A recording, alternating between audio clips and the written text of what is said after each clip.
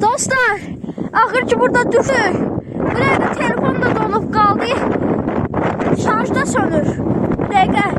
Şarjda sönür. Hər şey olub bir dəqiqə.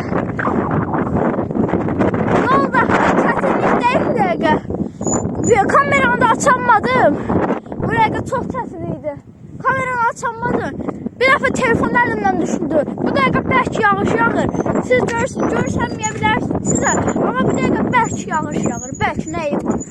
Bu dəqiqə telefonu taxana qoyum telefonu.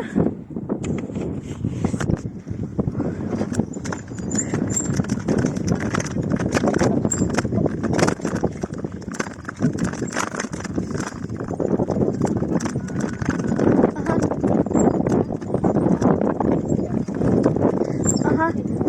Düşürdüm. Çəkəlim. Aha, başa taxan.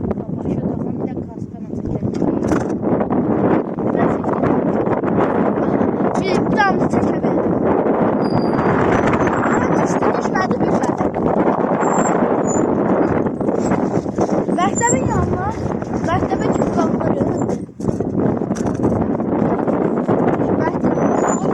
Aşağı çeyimizə gedək. Bizim bu dəqiqə gözlüklər 3 saatlıdır evdə deyilik. Saat 13:00'lar. 13:00. Ay, evimizdə gedənə kimi çəkəlim. Aha, 15:00 oldu. Bu dəqiqə 19:00 oldu bu dəqiqə. Biz də 16:00'dan çəkirik. 16:00'dan çəkirik. Telefonda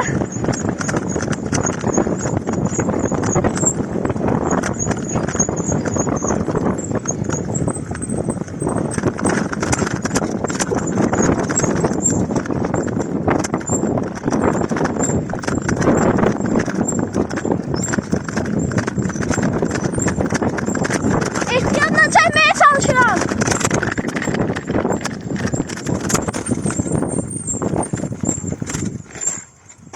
Bu dəqiqə təkərlə bir nəsə oldu. Boşalıb biraz. O qədər də yox, bayaqki kimidir. Cabaq, yaxşıdır da, cabaq da. Çəkirsən? Aha. Cabaq. Əziz dostlar, təkərimizə baxın. Çəkirsən. Yox, ola böşdə, mənim üçündən bəkdir, mənim üçün boşdur. Baxın. Sənki zaten Zavaskoydan bəkdir. Gedək. İndi sizə dağa çıxdıq. Vulkan dağına çıxmışıq. Onun yaxınına çıxmışıq. Amma çox böyükləri çıxmışıq.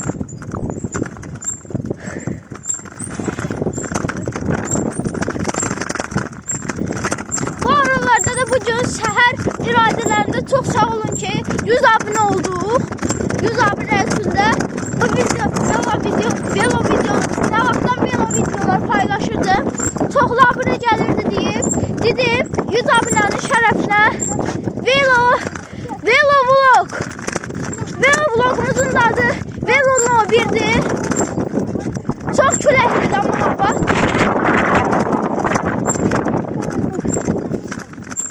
Bu dəqiqə zərəfmanı sönür. Bu dəqiqə sönəcək. 20 neçə olur? 20 neçə. Hə. Məndə telefon ucu zərətdə saxlanır.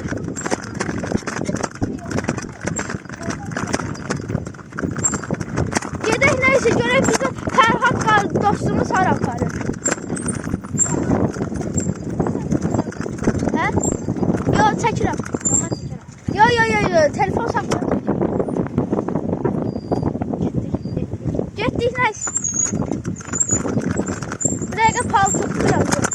Burada birinci bölümdə burada şey olmuşdu. Neydi? Şişələr var idi. Fərhad'dı, ora girmişdi. Göstərir. Bilənlər bilir. Buradan görürsünüz, görmürsünüz bilmirəm amma burada şişələr var. Görünür biraz.